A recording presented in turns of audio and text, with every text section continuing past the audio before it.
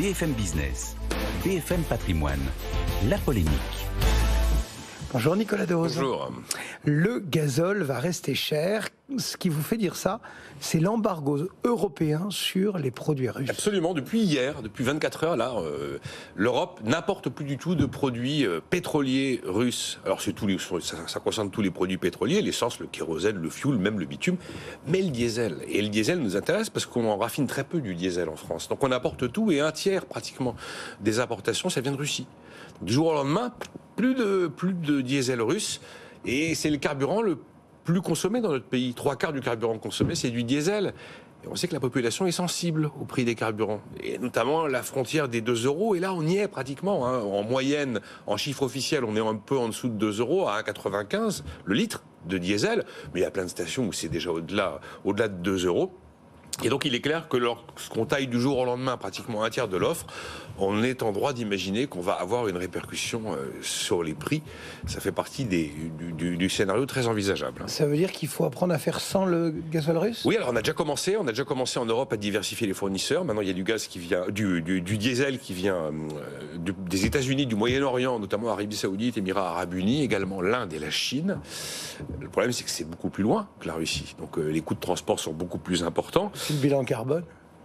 Notamment. Alors nous, les Européens, on boycotte effectivement les produits pétroliers russes. Le reste du monde n'est pas dans le même cas. Donc il n'y a pas pour l'instant de phénomène de quantité qui serait sous restriction. Mais il y a quand même, en tout cas vu d'Europe, une conséquence qu'on est en droit d'imaginer sur les prix. Et peut-être sur les quantités, mais en tout cas déjà sur les prix. Puis au passage, il y a une formidable hypocrisie. Parce que c'est bien beau, on achète du diesel aux Indiens. Et les Indiens nous disent, mais vous savez que le diesel qu'on vous vend, on l'a fabriqué avec du pétrole russe. Ouais. Que nous, on a acheté à prix cassé, parce qu'en plus, vous, pays riche du G7, vous avez mis des prix plafonds sur les barils russes, 60 $ pour le brut, 100 $ là, pour le diesel. Donc nous, on l'achète à prix cassé et on vous le revend au prix fort. Et donc le pétrole russe, il va d'abord en Inde avant de débarquer finalement chez nous. On peut tracer du pétrole brut. On n'arrive plus à tracer un pétrole qui a été modifié, qui a été transformé, qui a été raffiné.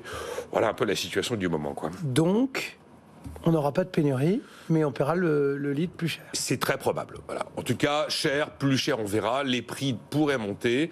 Pour l'instant, il n'y a pas d'inquiétude sur les livraisons et sur les volumes. Parce qu'en fait, on la connaissait, cette date d'entrée de l'embargo numéro 2. Le premier embargo, c'était le 5 décembre contre le brut russe. Deuxième embargo, le 5 février, sur les produits pétroliers. On a donc déjà commencé à constituer des stocks. En fait, l'objectif des Européens, c'est pas d'assécher le marché.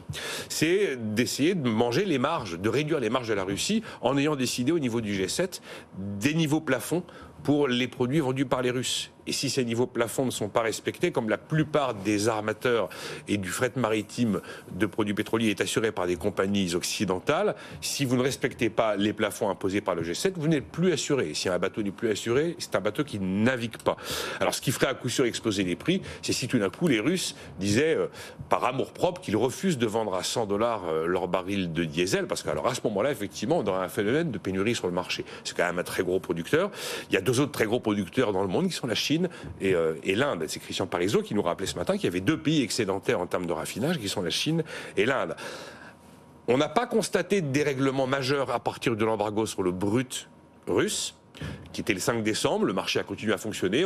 Ce matin, on était à 82 $ le baril de Brent, ça doit être à peu près ça.